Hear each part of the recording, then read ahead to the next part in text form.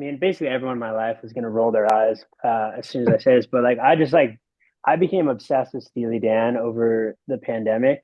No, I mean it was just one of those bands that I think I grew up always, hearing about, but for whatever reason it just like never, I don't know, maybe it was just like growing up it just sounded too clean, too jazzy. I don't know, like I just Yeah. never got into it.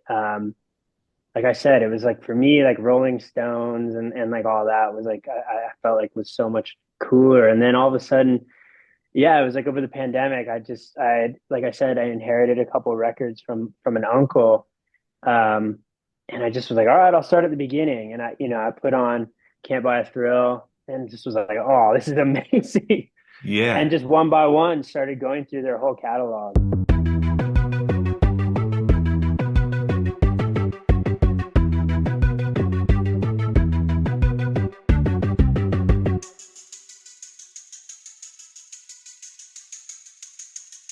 Hey, everybody. In today's episode, I have the pleasure of chatting with Ryan Hahn from Local Natives, one of my all-time favorite indie rock bands. And we go down the rabbit hole of his vinyl collection, including some highlights like Radiohead's newspaper edition of The King of Limbs and a really interesting Talking Heads bootleg. We talk about his early days of collecting, and we even get into the band's emotional final tour with co-founding member Kelsey Air. Local Native's sixth and most recent album, But I'll Wait for You, came out in April. Definitely make sure to check that out.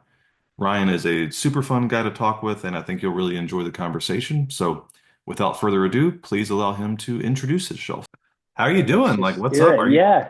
you're back from tour, right? Like, Yes. Yeah. We got back a couple weeks ago. We were out for like a month. A little bit in Europe, which we hadn't been to in like, God, since like 2019. So yeah, yeah, it was big a one. trip. Yeah. And it was also kind of like a strange emotional one because it was the last one with Kelsey, one of the members of the band. So yeah, it was tours already like so hard and kind of intense in all these strange ways, especially as you get older Yeah, physically. But yeah, this one was just like a whole crazy thing. it's wild to think about, but I'm so happy you guys are continuing and that the music's gonna keep coming. Yeah, appreciate that, man. Yeah, it's Absolutely. it's just it does feel like the start of a new chapter in a lot of ways. I think we are excited for kind of what comes next. And I don't know, I know enough kind of like history of other bands that I love to know that they've all gone through changes like this. And so it is sad. But also I think we are kind of excited to see what comes next. So yeah. Yeah, yeah, it's a good thing about having so many songwriters in the band is like it's hard when it's like a vehicle for one songwriter and the other people have to kind of like step into new roles. But you guys are like so equipped to handle that situation that if anyone could weather the loss of a like really important talented person, it's you guys. So yeah, Thanks, man. for Appreciate sure. that. Yeah, totally. If you could go back to the beginning of collecting for you, if you recall, and again, I don't know if you have this physically with you, and if not, that's okay, but Mhm. do you remember at least what the first album that you bought with your own money or somebody gave it to you as a gift, the first one that really Mm. felt like yours? Yeah, I mean, honestly, even before I had a record player or any like kind of like way to play records, like I think my parents had gone through a box of like their old records and it was mostly Dan Fogelberg and stuff like that. But Staple. staple. Um, but I was really into like bands like The Faces at the time, and so they had like a Rod Stewart record. Uh, Every Picture Tells a Story, which I'm pretty sure is in here somewhere. Um, yeah, maybe do you want me to find it? Is that like helpful for? I mean, if it's not much trouble, sure, but if I No, don't want to I'm. send you on a You know scavenger what's? hunt, so I will say to preface all this, like, so we've got a 1 year old at home, and like right before the reason I needed to like push a few minutes is because we've like put this like makeshift like cardboard blockade up over it because he'll just come up and just like grab all the records out. And so this poor record collection has been like behind a box for a couple months now. So I used to keep it in like nice alphabetical order, but You it's do what you gotta do, it's man. you do what you got to do. Like it was like Rolling Stones, Faces, and like all those early Rod Stewart records. I just Yeah. thought was so cool. Um, so that was like the first one. I think I like I said, I didn't even have a record player. I just put it up on my wall in like high school or something. Um, but yeah, just kind of like from there, I think like people would give me like records, like uncles and stuff. Yeah. I think a fair amount of my limited collection is from like family members. Cool. Yeah, so Yeah, I think we're probably like roughly the same age. I'm late 30s. yeah. So, we're kind of in the CD era growing up. So what was your Mhm. journey? Did you jump into records? Did you have a lot of CDs growing up? Like what did you actually collect? Yeah, definitely CDs. I remember, going to like um we had Warehouse Records and like Tower Records I think was in LA, but um it was like, I remember going to get like the Weezer Green album on CD. I remember going to get like Hail to the Thief on CD, like and just like putting it in your CD player in your car and kind of listening on the way home and then you had that little like booklet of CDs. Um yeah, I don't know. That was a cool time because you would sit like with the artwork and stuff. Um but yeah, I don't know. I think like then it was when did MP3 players come out? I remember I had one that Yeah, had like 120 megabytes or something on it. Um, same that was here. probably like junior high or something like that. Yeah, Yeah, but it's such a journey that because we kind of experienced, I think, all facets of all these mediums. Because yeah, we had the CDs and even like, I mean, I guess cassettes were even a thing like early on for me, like really early, but people weren't really collecting it, I guess. But my parents still had some in the car, and we still had a tape player. So it's like even some tapes. There's records around the house. There's CDs, yeah MP3s, and then now like records are back into fashion. So it's kind of like this whole life cycle that yeah, somebody who's maybe like in their 70s or something, they kind of only experienced one medium for most of their life. But yeah, it's like weird. So what's your journey like? You got into CDs. When did you start getting into records? Did you kind of like later on start buying records again? Like, what do you buy now? yeah. I mean, I think like it wasn't until we were touring so much like in our like early 20s and every once in a while I would like pick up a record at like a thrift store or something or we would play in Amoeba Records and they would give us like a couple like here's like $50 and you can just go choose a couple records. So I Nice. would slowly start collecting things, but I was couch surfing for so much of that time, and then it wasn't until I got my own like apartment and was like, all right, I'm gonna get a record player and really like I don't know, try to like focus in on it. Yeah, that wasn't until like, later on. But I mean, even then it was like it's just you can get so deep into it, I have friends that have like, all the like nicest like speakers and amplifiers and stuff. Like again, like I have these like Klipsch speakers that like I got from my uncle. Yeah. And then I think we did an event with Shinola, so I ended up getting like a really great like record player. Um, but it's all just kind of like slowly hodgepodged over years. I feel like on tour it was a little tough to like collect records sometimes because I didn't want to like smash them down in my suitcase or like try to fit them in like one of the road cases. Um, Totally. so yeah, it's kind of always been like a bit of a casual thing for me. Hey, everybody. If you're enjoying yourself, please do me a favor and hit the subscribe button. That way you can stay in the loop with other cool interviews and videos that I have coming up in 2025.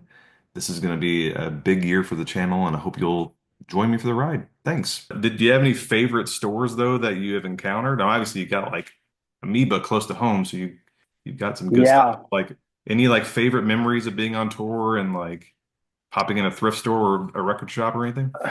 I mean, like the first one that came to mind is like I remember the first time we ever got to play in Japan. We were in Tokyo and kind of on purpose tacked on a few extra days just to like hang out and like walk around and me and our bassist Nick.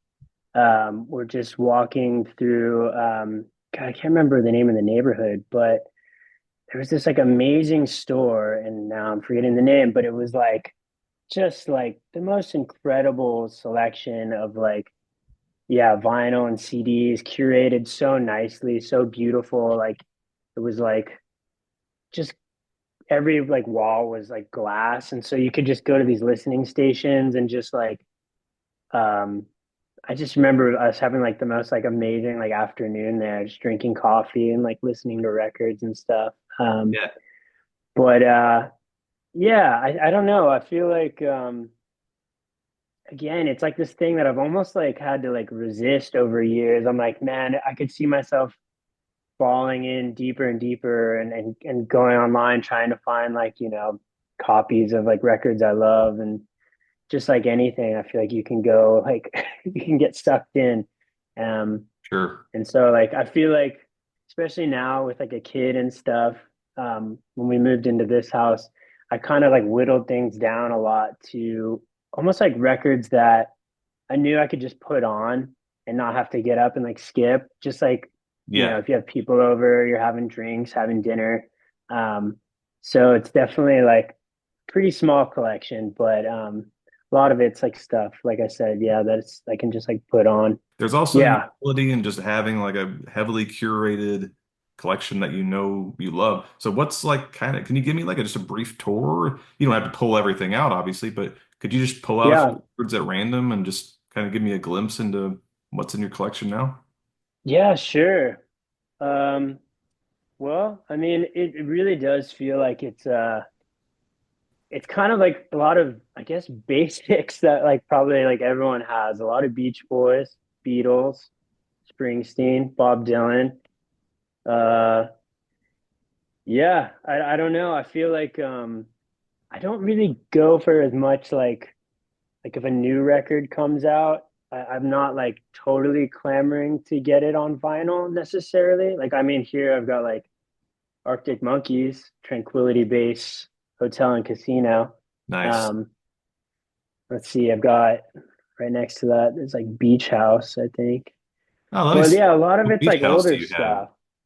That Got that's my collection too. Most of my stuff is from the 60s and 70s just because I kind of right. collect for like the era that it came out. I don't know if you're like that too, but I'm like, That's no, exactly. That's kind of how I felt. I mean, I'll see people buy like, and it's no shade to any like newer pop artists or whatever, but I always find it strange to buy that kind of stuff on vinyl because I'm just like, it's just not the medium. It's not like the format that it was like, I don't know, intended for or yeah, something. Um, I'm the same. but I'm holding a Beach House record. Nuts. Which one? Is Maybe that like Teen other, Dream, by the way? Which one is yeah, that? it is. Yeah, One of yeah, my Teen all-time Dream. favorites. Do you care to Oh hold that yeah, up to the for camera just so we sure. can maybe Oh nice. yeah, One of my all-time favorite albums. I think I, so good. funny enough, also own that on vinyl, and I think that's the only Beach House I have on vinyl, but that's probably in my top 100 albums or something. I don't know. It's up there. Yeah, man. It definitely holds a special place because I think it came out around the same time that our first record came out, and when we were initially touring, we would just be on the same festival like stages like the whole summer. So we just kind of kept bumping into them and hearing that record like over and over. So just like love those songs. For See, sure. also I'm trying to think of other new stuff I've got like some Bon Iver Wonder if in it's here.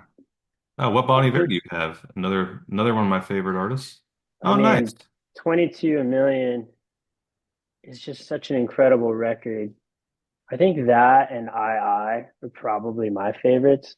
I think Nick actually gave this to me for my birthday, maybe. But yeah, one of my Absolutely. favorites. I saw Bon Iver and I've seen him a few times, but saw him in or them in at Red Rocks. Hmm. Probably it was like 2019. My wife and I saw them. We went on a road trip to Denver and absolutely it might be my favorite show of all time, top two or three, but just the setting of at Red Rocks with that band. He had like the big band at that point with Oh, the dude playing incredible. sax. Oh my, When was that again? that was 2019, I think. So that would have Okay, been yeah, I think I think that's it was when the I I saw it too. tour. Yeah. Yeah, Yeah, I think we saw it like literally, I want to say it was early March 2020. And it was the whole thing of like, are we supposed to be here? Like this Yeah, festival? Like, and then yeah, I think it was like next week we like went home. Yeah, it was all that. But yeah, I thought that show was incredible. The way it was all set up and all the players yeah. just so insane. Definitely, yeah, one of my favorites. I'm trying to think. I think another big one for me, and like obviously this is just like a reissue, but was like when I discovered David Axelrod. Mm. Um, oh, it's already set up. But this like these two records were like so big for me. Like I remember hearing it and like actually wondering, I'm like, when did like is this new? Like did when did this come out? I just thought it like sounded so incredible. And then of course it's been sampled to death by like, so many people. So then you start hearing those samples, you're like, whoa, I know that song. And it's just like, I don't know, like this is maybe one of the records I'll put on the most if I'm just mindlessly like, all right, I just want to listen to something, I've got the house to myself. Like I'm just Yeah. gonna probably put this on. Which one is Um, that? I think I know so the this one. is Song of Innocence. Okay, that's the one I've heard. I'm Is like it a little blurry? bit of a novice with Axelrod, but I just kind of went through Yeah, what you're describing where I like maybe a year or two ago where I heard the names like what is this? And I was like, oh, kind of a psych yeah. cinematic. It's kind of and then yeah, Hmm. you're like, oh, this has been sampled a million times and that's the only one I've heard so far. But man, what a great album.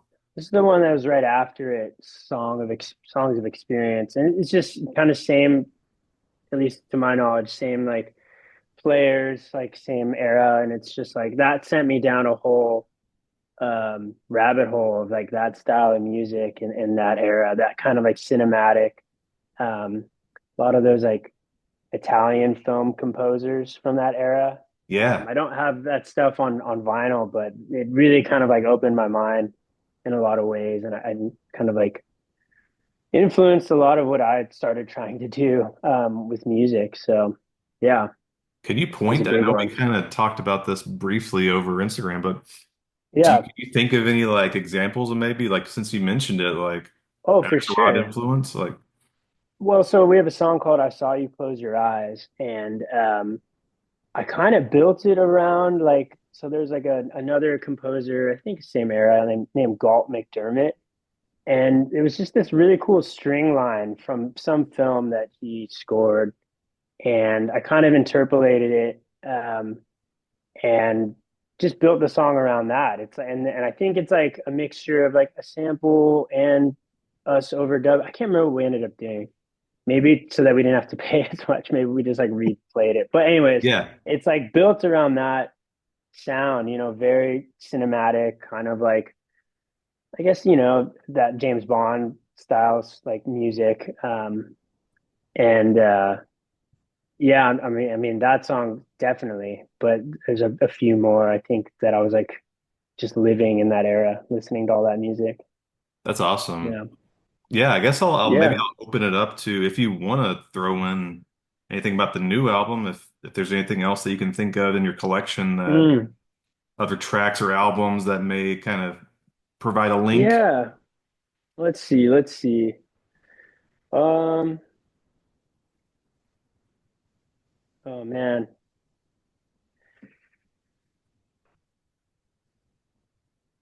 I mean, this one gets played a lot. You can just put that on like Yeah. front to back, kind of always right. Um, oh, I mean, Damon Albarn uh was like a big influence on me and a couple of guys in the band. Especially there was a song You and Me, where it's almost just like two songs in one. It just kind of takes this turn at the end, and I was just listening to that a lot. I think like a couple of songs on the new record. This new record that we put out is kind of like the second half of another. It's like two records that we kind of released separately, but they're kind of one body of work. Yeah. Um, but I think yeah, I think this record and Damon Albarn just kind of in general, it's always like a big influence on us. We have a song called um Oh my God, I'm totally blanking right now. Maybe if I pull out, I do shamelessly have our records. Hey, man, if you You don't know, love it's it, just then it's not worth doing. That's a sign that you just like love I don't have like, a ton of like memorabilia around the house, but it does feel good to be like, all right, we made this thing, we finished this record, and it's like nice to see a body of work kind of just it. like Yeah. among all the other records. Um, oh yeah, Hourglass was another one for sure. That was like kind of like Axelrod influence. Um, okay, now I'm getting sidetracked. What Oh, else did I want to pull out? that's what this show is for, just pure sidetrack. I think that's my motto. It is funny because each record you kind of look at, I don't know, it kind of just brings up like a bunch of other things because you remember like when you got it, like where what you were into. Like Yeah. I was really into this band, The Horrors. Um, I I just think they interviewed actually are them about like to. 2 months Oh ago. no It's way! funny. Yeah, their new They're album just like is coming out with a new so record. I'm so so stoked. good. This record I thought was incredible. Skying. I remember buying this at Origami Vinyl in Echo Park. Um, yeah, we were listening to this a ton when we were like kind of working on our second album. Yeah, Yeah, I that love one has that that kind band. of shoegazy sound, right? That Yeah, was like beautiful stuff. yeah. Um, I think another big one, and like all the guy, I mean, basically everyone in my life was gonna roll their eyes as soon as I say this, but like I just like I became obsessed with Steely Dan over the pandemic. I'm a huge fan, so you're in a safe Are you space. okay? We're Huge safe. fan. Okay. I just feel like so many people are like, oh God, I just but listened to Steely Dan last night in my car. I was on a car trip, came home. My wife was like, put on some Steely Dan. So we listened to like three Steely Dan songs. So, yes, I want all your Steely Dan anecdotes oh, and thoughts. amazing. Okay. No, I mean it was just one of those bands that I think I grew up always, hearing about, but for whatever reason it just like never I don't know, maybe it was just like growing up it just sounded too clean, too jazzy. I don't know, like I just Yeah. never got into it. Like I said, it was like for me like Rolling Stones and like all that was like I felt like was so much cooler. And then all of a sudden, yeah, it was like over the pandemic, like I said, I inherited a couple of records from an uncle. Um, and I just was like, all right, I'll start at the beginning. And I put on Can't Buy a Thrill and just was like, oh, this is amazing. And Yeah. just one by one started going through their whole catalog. Um, Nice. the only record I didn't have from him was Asia. And I grew to just like love that album. And we were playing at a record store up in Ventura, just kind of around the release of the album. And Matt was just thumbing through like some of the used records and found a copy and was like, "Here you go, dude," because he knew I was like trying to complete my collection. Yeah. So now I think I've got them all. Can you pull Kind one of up? I ends. want to, that'd Yeah, be yeah, great to yeah, have a thumbnail of that maybe for this video because for like sure. I'm a Dan head. So, I mean, my favorite is probably the Royal Scam, but oh, yeah. uh, let's see. I have a theory that it's just like when you hit your early 30s or something, you just all of a sudden you've been resisting Steely Dan and you're like, I can't, what am I doing? I can't do this anymore. It's time. And you give in and you're like, oh my God, this is the best shit I've ever heard in my life. Yeah. I hate to be such a cliche, but it just now I'm just grabbing them all. Oh yeah. Yeah, it really spoke to me, and I thought it was so cool. I even have this like greatest hits that has I think this is oh I thought this one had FM on it. I did too. It's not on there.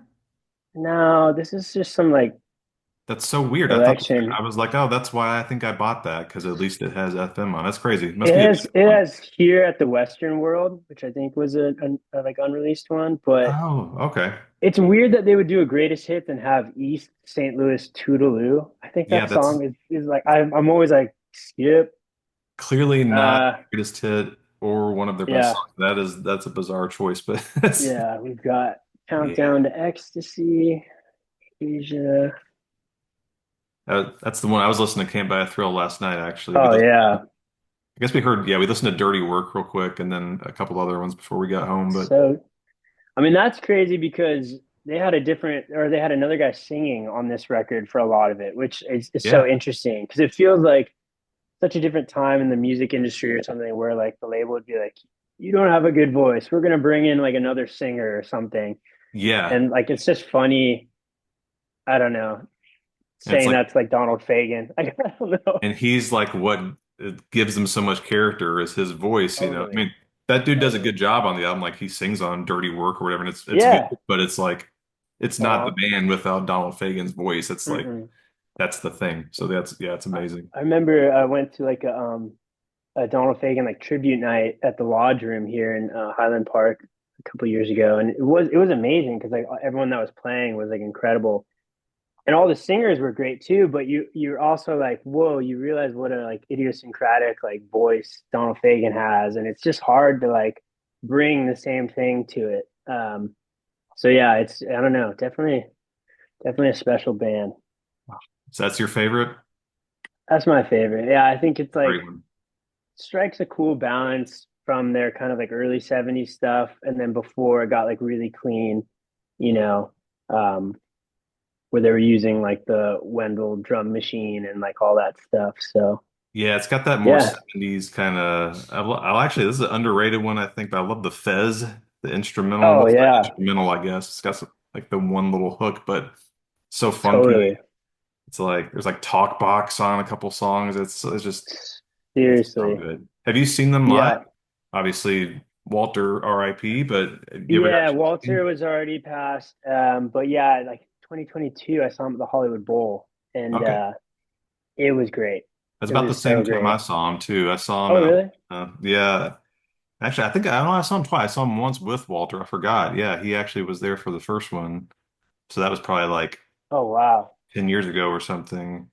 I think the Yeah. timeline makes sense. But yeah, I saw,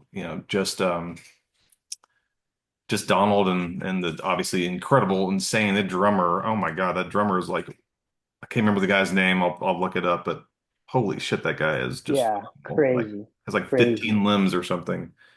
Man, that Yeah, it was so and I thought like, oh, it's just gonna be like mostly old people there, but it was just like everyone. And I saw so many different artists like I knew.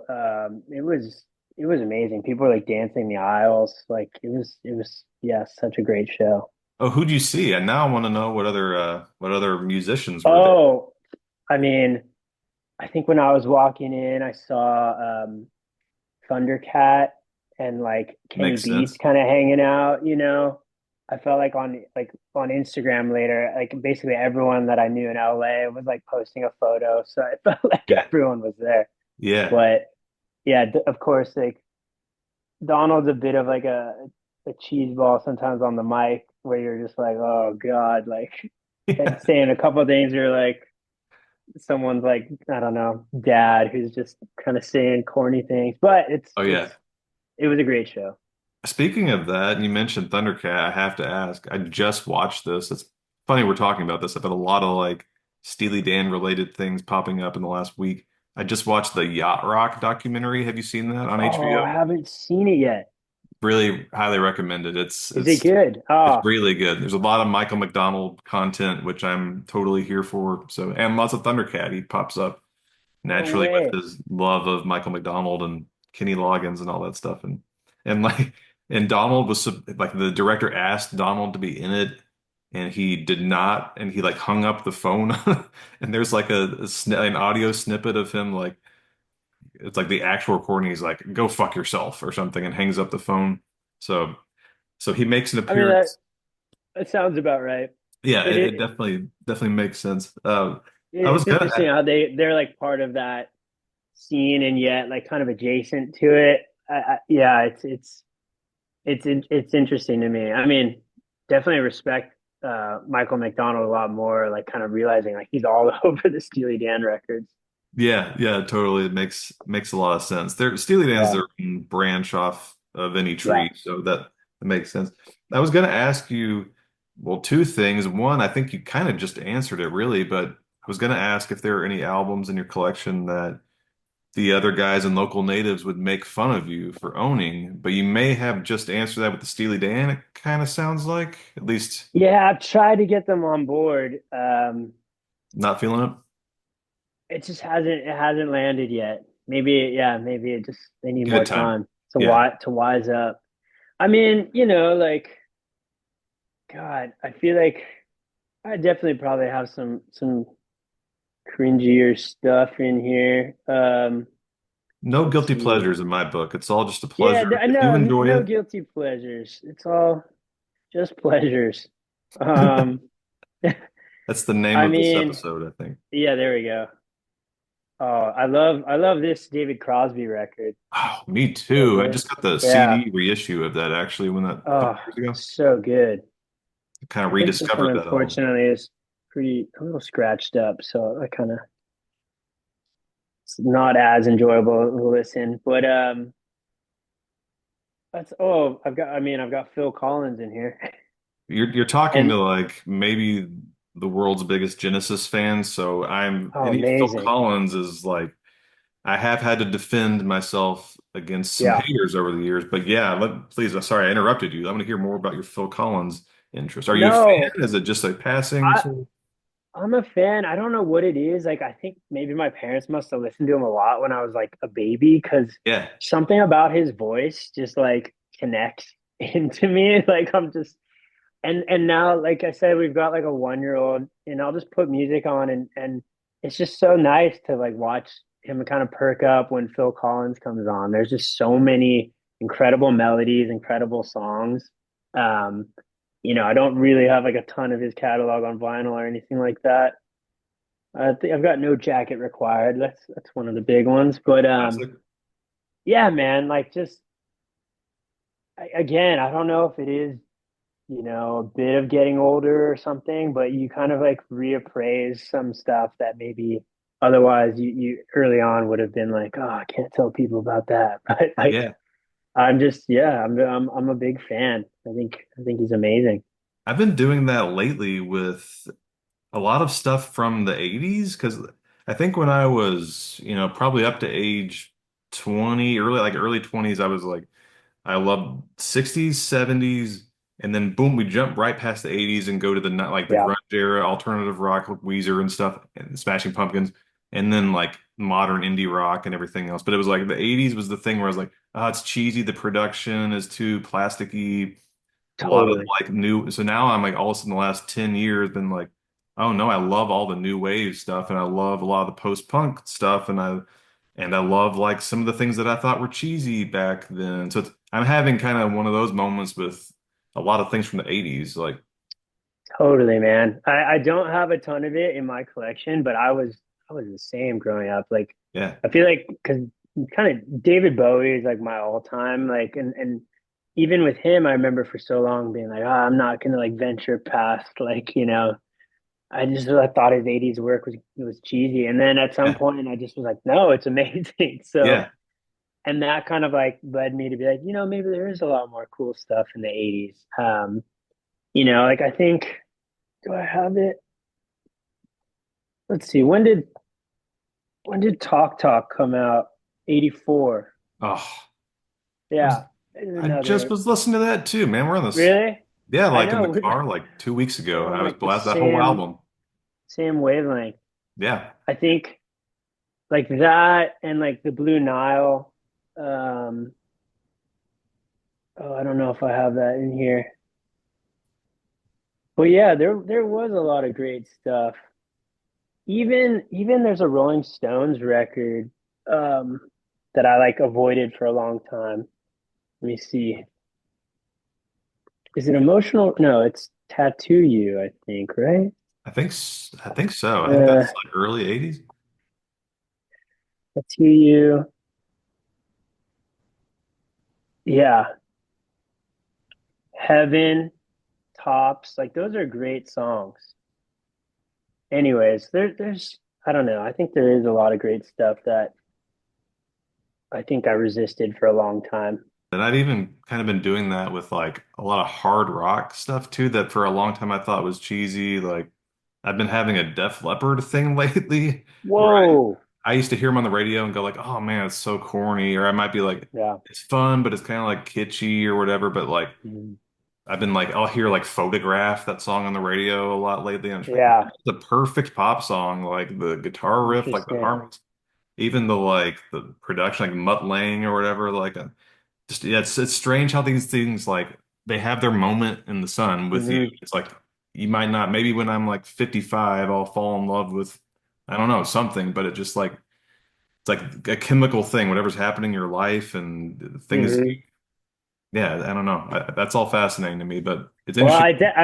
I haven't followed you down that path yet. I don't know if I've made the switch into like Def Leppard. Maybe I can check It's it out coming. again, you know? It's It's yeah, coming. it's Yeah. coming for it comes for us all. Yeah. But I do think it is so strange, um like even oh man, like even I heard like an In Sync or like a Backstreet Boys song the other day, and I was just like, this is like an amazing song, and like even Yeah. the production, like I was like that like drum loop, like yeah, it's just something happens at a certain point where you're like, I heard that song a million times. It is what it is, and now you come back to it with like hindsight or like a new perspective, and you hear it new, and it is really Yeah. interesting. Yeah. Um, You're even for talking. me, maybe like maybe like another thing that like at least the guys in my band might be like find really cheesy is like I also like really like the Bee Gees.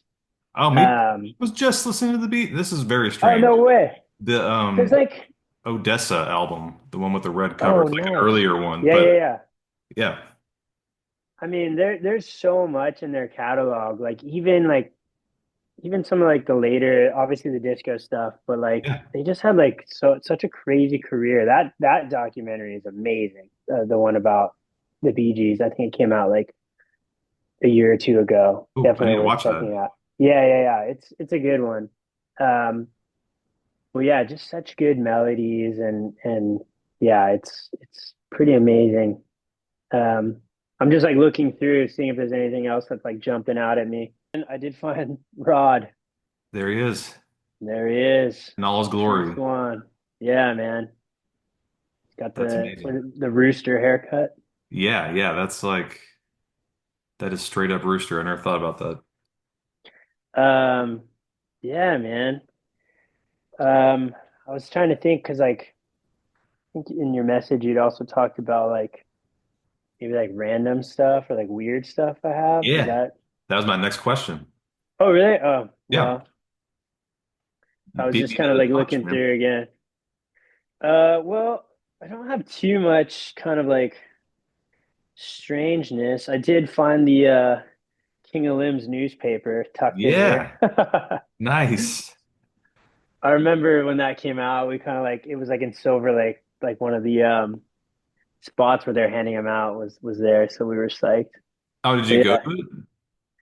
yeah, it was like you know, I think they had done a couple things where like a geotag, like you just go to like some place and someone was like handing out newspapers and Yeah, yeah, I kind of like remember a that. fun I'm release like day. Radiohead's like my maybe my all-time favorite band, so Yeah, that was a big day for me. in Yeah, rainbows, bringing people together. yeah, man. What's your favorite Uh, Radiohead oh man, I mean, yeah, stuff? it feels maybe well, I was gonna say like I feel like it is in rainbows, but I feel like I'm supposed to say another one, but I do feel like In Rainbows just like has so much of like what they do, kind of like the essence. Like I mean, talk about nerdy. I listened to like a podcast. Can't remember what it's called now, but it like broke the album down, all the lyrics, like everything about it, and it was like just a really deep dive into that record. Kind of like probably like more than the band even put in as far as like, oh, if you listen like at two-thirds of the way through the record at the like golden ratio, he says the word in rainbows. And it's Yeah, like, you know, some sort of I like remember that. if you play Dark Side of the Moon backwards or what I don't Yeah. know. Like it's like it was fun though just to hear like different stories about making that record. So yeah, I definitely nerded on it. But I think like Kid A is also up there for me. I loved when Okay. they just released Kid Amnesiac, both of them together. Like I thought was really Yeah. cool. Because I feel like for a long time on Spotify, I was making like a playlist of those two records of my like favorite, so I could just like listen to it straight through. I think that Um, has the best B-sides of all time for me. The Kid A yeah. Amnesiac era with like Worry Wart is one of my favorites. There's just so many Mm, that you're like, how yeah. is that not on an album? Like it actually is painful to me that some of those songs aren't appreciated by more people. But yeah, just What was they were it? on fire at that time. It was like that. I think it was the B-sides to In Rainbows also had some really amazing songs, right? Like Totally, that second disc that Up on the Ladder. Is that one oh of them? yeah, Oh, one of my so favorites. good. So So good. Um, but yeah, I think other like kind of like weird ones I was flipping through. I found this like there was like a record store in Silver Lake for a minute. And then I think it became like a comic book store and then it became like a cheese shop and I don't know what it is now, but like I found this like this Talking Heads record, but it was like just like a live album with like no like markings or no oh like branding. So I guess it's just like some bootleg. I yeah, don't know. I thought it was like cool at the time. I was like super into Talking Heads. So I was like, oh, live in Paris, 1980. yeah, It's that's like, weird. That qualifies. That's pretty sweet. yeah, It's a good can't era believe for it them has too. like That's I good. Zimbra on it. Once Yeah, in a Lifetime, Warning Sign, which we ended up covering on our first album, yeah. I was gonna Psycho say Killer. that's relevant for you guys, given the connection. Yeah, but that's kind of a cool. And then like I found a bunch of test pressings because I feel like they always send them to my house. Like I try to like make sure there's no like Yeah, bad pops or anything like that. But also some just like 7 inches tucked somewhere. I feel like I have like Fiddlar's first thing they ever put out. Because our friend plays in that band. So I yeah, remember him like Wake Bake Skate or one of those songs. yeah. Wait, where is it? Did I tuck it away? Ugh. Yes. There we Find it go. nice. Yeah. White Iris. Um, yeah, man. That's sweet, man. Yeah, that's like a. I feel like we covered half your collection. That's I know. It's making me want to go get more records now. I feel like you've like reignited. Now that I took the cardboard off, I can see them all again. I'm like, like, let's go get some ooh. more. Oh man, my Yeah. apologies if I awoke the beast inside where you're like, whoa, I'm a I bad mean, influence. I'm a bad no, influence. it's fun, man. I mean, yeah, it's been a minute since I've gotten to just like put a record on and sit and listen to it, but I'm looking forward to doing that at some point again. Yeah, for me, it's just so fun to go into a store and not really know what I'm even looking for, but just I just did it over Yeah, the last couple of days. We were in Louisville, Kentucky, in town for a show, and my wife and I, it's kind of a tradition. We just go to a store at least while we're in town, wherever we go, and just yeah, like nothing on the agenda, but just flip through, and we've found just like random shit. Like I have no idea what this is, but the cover looks interesting, and like, oh, amazing. what's on here? There's like harp and xylophone. Like, oh, that sounds weird. Yeah, I'll buy it. So yeah, there's just something maybe about going to a store and just Yeah, the actual in person. We ended up talking to the owner of the store, and he told us his whole life story basically, and he that's knew the White awesome. Stripes at one point, just giving us all this like history and just Wow. something about the community of that, and just like I just like being in places and where people are and things are, and I'm so Hmm. online all the time, so. For me, Yeah. that's a big part of it. So yeah, man, I hope this. I I mean like I kind of romanticized that era. Like you know that what's the album cover?